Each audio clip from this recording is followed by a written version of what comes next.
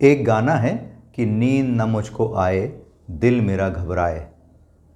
फिल्मों में तो नींद ना आने का बहुत बड़ा कारण प्यार होता है, लेकिन असल ज़िंदगी में हर बार ऐसा नहीं होता कि प्यार के कारण ही आपको नींद ना आए। अच्छी सेहत के लिए, ऊर्जावान रहने के लिए नियमित जीवन शैली और खान पान जितना ज़रूरी है, उतना ही ज़रूरी है क्वालिटी स्लीप। आज हम इसी पर बात करेंगे कि आज के भाग दौड़ भरे, तनाव भरे जीवन में हम डीप क्वालिटी स्लीप कैसे ले सकते हैं। नमस्कार, मैं हूं रवि वर्मा और आप मेरे साथ हैं नेचुरल लाइफ स्टाइल और डिजीज़ फ्री लाइफस्टाइल के चैनल गोल्डन हेल्थ में।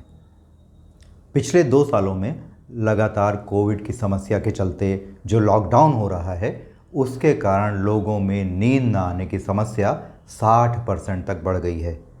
वैज्ञानिक यह भी बताते हैं कि जब हम लॉकडाउन में दिन भर अधिकांश समय लेटकर या मोबाइल देखकर या टीवी के सामने बैठकर बिताते हैं, तो इससे हमारे बॉडी का सर्केडियन रिदम यानी नींद आने की जो साइकिल है वो बिगड़ जाती है। जो हार्मोन इसके लिए रिस्पॉन्सिबल होता है, मेलाटोनिन, उसका सिक्रीशन और रेगुलेशन बिगड़ जाता है, जिससे हमारी स्लीप क्वालिटी ख़राब हो जाती है, हमें नींद नहीं आती है। इसके कारण होता क्या है, हमें लगातार डिप्रेशन रहने लगता है, चिड़चिड़ापन आने लगता है, गुस्सा आने लगता है, बीपी की समस्या हो जाती है, हार्ट प्रॉब्लम हो जाते हैं और यहाँ तक कि डायबिटीज़ यानी शुगर का लेवल भी बढ़ जाता है हमारे शरीर में। दरअसल होता यह है कि आधुनिक जीवन शैली में हम भोग विलास और लग्जरीज़ के इतने आदी हो गए हैं कि हम अपनी दिनचर्या को, लाइफस्टाइल को नियमित करना भूल गए हैं। याद रखिए कि आप पैसों से महंगा बिस्तर तो खरीद सकते हैं, लेकिन नींद नहीं खरीद सकते हैं। इसलिए लाइफस्टाइल का नियमित होना बहुत आवश्यक है। आजकल हो ये रहा है कि हम लगातार कंप्यूटर्स का उपयोग करते रहते हैं, मोबाइल में उलझे रहते हैं, कॉफ़ी पीते रहते हैं, एनर्जी ड्रिंक्स पीते रहते हैं, कई तरह के रेडीमेड प्रोसेस्ड फूड खाते रहते हैं, जिससे हमारी जीवन शैली पूरी तरह से अनियमित हो जाती है। अमेरिका की नेशनल स्लीप फाउंडेशन का मानना है कि हर आदमी की लाइफस्टाइल से ही उसकी नींद की ज़रूरत को समझा जा सकता है। इसका मतलब यह हुआ कि नींद ना आने की समस्या भी एक लाइफस्टाइल की डिजीज़ है। आइए अब यह जान लेते हैं कि किस एज ग्रुप के लिए कितनी नींद लेने को विशेषज्ञ अच्छा मानते हैं। विशेषज्ञों के अनुसार 13 साल तक के बच्चों के लिए 9 से 11 घंटे तक सोना सही होता है। 14 से 18 साल के लिए 8 से 10 घंटे की नींद ठीक होती है। 18 से 25 साल की उम्र के लिए 7 से 9 घंटे की नींद अच्छी होती है। 26 से 64 साल के लोगों के लिए भी 7 से 9 घंटे सोना ठीक रहता है। 65 साल से अधिक उम्र के बुज़ुर्गों के लिए 7 से 8 घंटे सोना ही पर्याप्त होता है। आइए अब यह जान लेते हैं कि क्वालिटी स्लीप लेने के लिए हमें कौन कौन से गोल्डन रूल्स अपनाने की ज़रूरत है। तो इसमें सबसे पहली ज़रूरत है अपनी लाइफ स्टाइल को नियमित करना। आजकल हो क्या रहा है, हम किसी भी समय कुछ भी चीज़ खा लेते हैं, देर रात तक जागते रहते हैं, देर से सोकर उठते हैं और हमारा यह बिहेवियर जो है हमारी नींद को पूरी तरह से डिस्टर्ब कर देता है। जो बॉडी की हमारी क्लॉक है, सर्केडियन रिदम है, हार्मोन का बैलेंस है, उससे गड़बड़ाने से हमें नींद की समस्या लगातार हो जाती है। आप ये ध्यान रखिए कि अगर आप लाइफ को थोड़ा थोड़ा करके नियमित करने की कोशिश नहीं करेंगे, खान पान की अपनी जो आदतें हैं उसको नहीं सुधारेंगे, सोने जागने की अपनी आदतों को नहीं सुधारेंगे, तो आपका स्वास्थ्य खराब होगा, क्योंकि आपको नींद न आने से कई तरह की बीमारियां होने लगेंगी।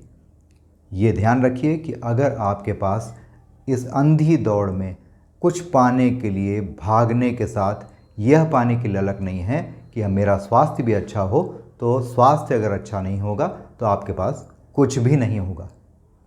याद रखिए कि अच्छी नींद और बैलेंस्ड डाइट और स्वस्थ शरीर, यही आपकी सबसे बड़ी आवश्यकता है, जिससे आप जीवन के हर गोल को अचीव कर सकते हैं।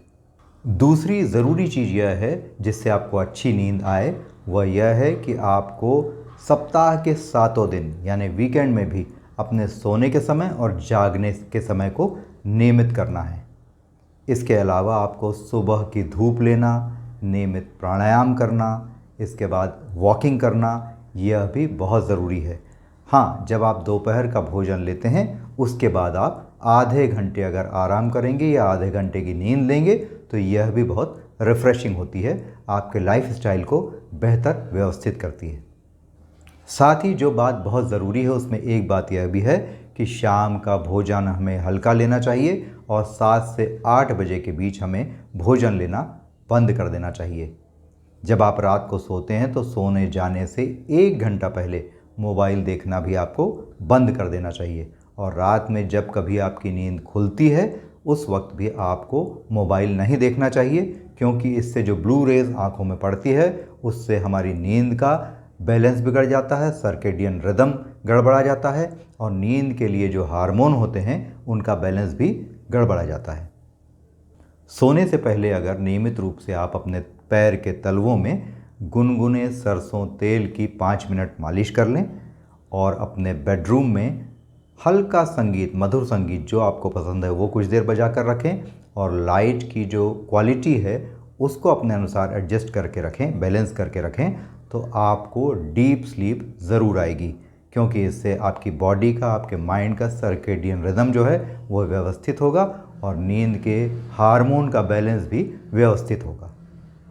जब हम सोने जाते हैं तो हमारी नींद की 3 अवस्थाएं होती हैं, जिसमें पहले में हमें हल्की नींद आती है, दूसरे में हम थोड़ा गहरी नींद लेते हैं, इस समय हमें लाइट साउंड का सब इस्तेमाल जो है वो पूरी तरह से बंद रखना चाहिए, उसे व्यवस्थित कर लेना चाहिए। तीसरी अवस्था जो होती है जो लगभग रात के 2 से 4 बजे के बीच होती है, उस समय हमें डीप स्लीप आती है।